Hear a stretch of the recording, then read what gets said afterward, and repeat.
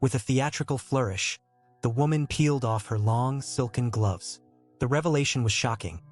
Instead of 5, only 3 twisted fingers adorned each hand. A collective gasp rippled through the room. Unperturbed, she then removed one elegant shoe, exposing a foot that ended in a single, claw-like toe. The air grew thick with a mixture of horror and morbid fascination. Finally, with a swift, practiced motion, she tore the wig from her head, revealing a scalp that was not bald, but grotesquely pink and covered in a fine, repulsive fuzz. This was no elegant lady. This was the Grand High Witch. Her voice, now a sibilant hiss, commanded every woman in the audience to follow her lead.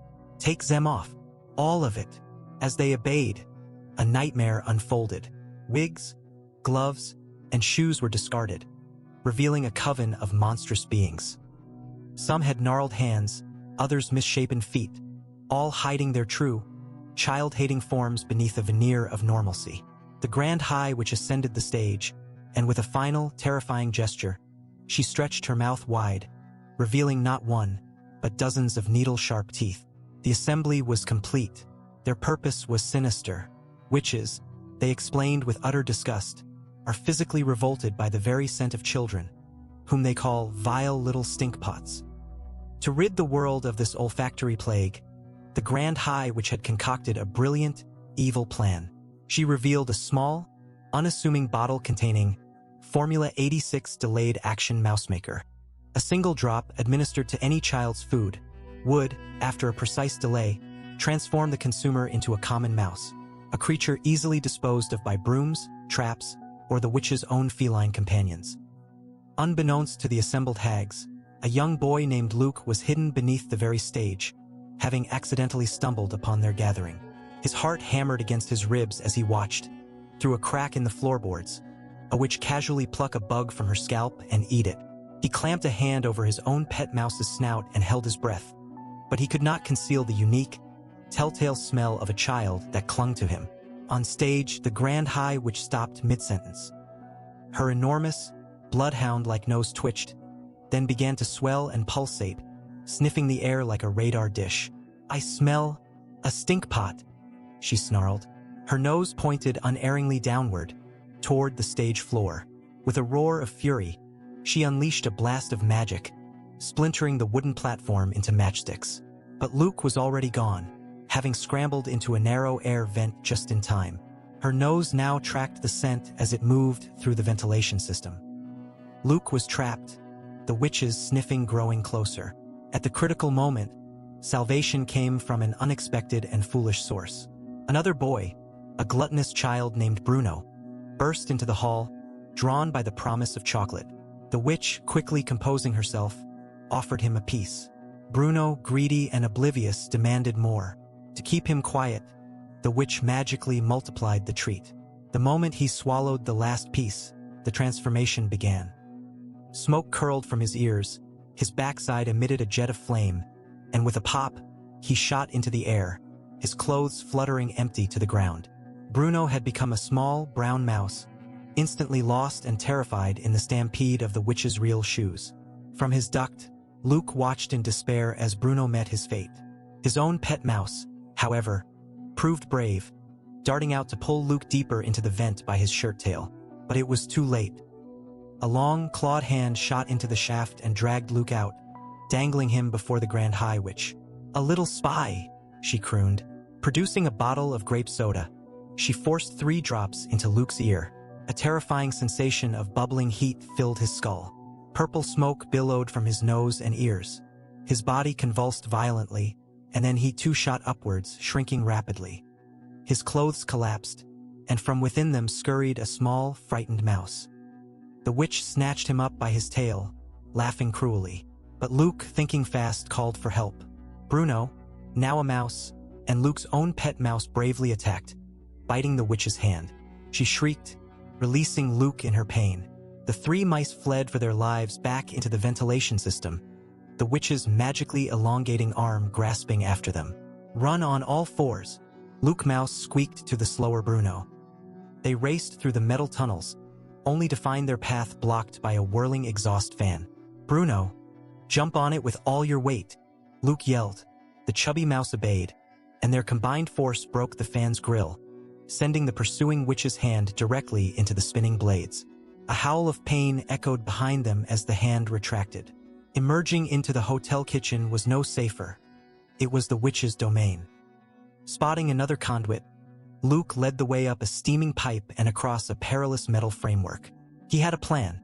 They had to reach his grandmother's room on the 4th floor. She alone, a wonderful storyteller who had once warned him about witches, would believe this incredible tale. They hitched a ride in an elevator by sneaking into a guest's shopping bag. On the 4th floor, Luke found his grandmother's door. But a mouse's knock is a feeble thing. Thinking quickly, he orchestrated a mouse pyramid. He let Bruno stand on his back, then helped the lighter pet mouse climb up to finally jump and hit the doorbell. His grandmother opened the door, and the mice scurried inside, just as a hysterical maid spotted them and gave chase with a mop. Safe at last, Luke desperately tried to communicate, jumping onto his grandmother's knitting and finally into her gentle hands.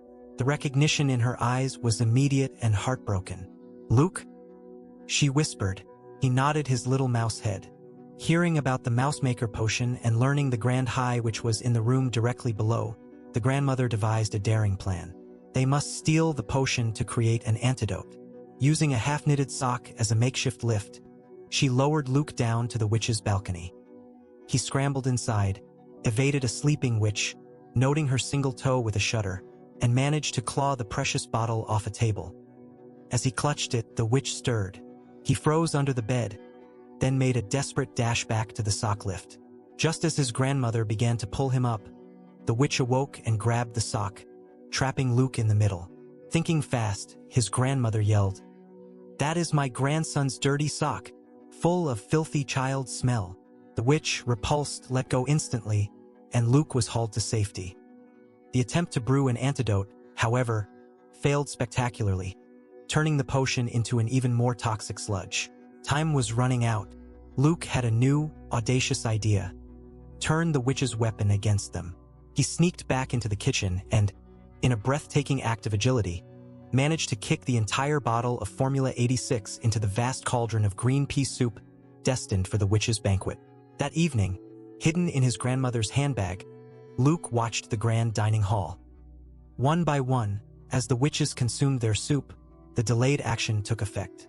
There were pops, puffs of smoke, and tiny squeaks as witches in elegant dresses and wigs transformed into a skittering flood of mice, causing utter chaos. The Grand High Witch, who had not yet eaten, realized the betrayal with a scream of pure rage. Luke and his grandmother raced to her suite to destroy any remaining potion, but the witch ambushed them. Cornered, with the witch's hands stretching like rubber to seize them, Luke directed his mouse friends to roll a massive, baited mousetrap onto her foot. As she howled in pain, Luke seized his chance. He leaped, shoved the remaining toxic antidote mix into her gaping mouth, and used her own wig as a parachute to float safely down. The Grand High Witch met the same fate she had planned for every child. She ballooned, popped, and shrunk into a mouse. But a huge, monstrous, basketball-sized mouse with a furious, intelligent glint in its eye. It chased Luke, teeth gnashing, until his grandmother swiftly trapped it under a giant glass vase. With the threat neutralized, they searched the witch's belongings. Among the horrors, they found a true treasure, the secret formula for the genuine antidote. Though Luke, Bruno, and the pet mouse chose to remain in their small, furry forms, finding a unique happiness and freedom in it, they had saved every other child in England. As a final act of liberation, they opened the cage of the Grand High Witch's tortured pet monkey, setting it free.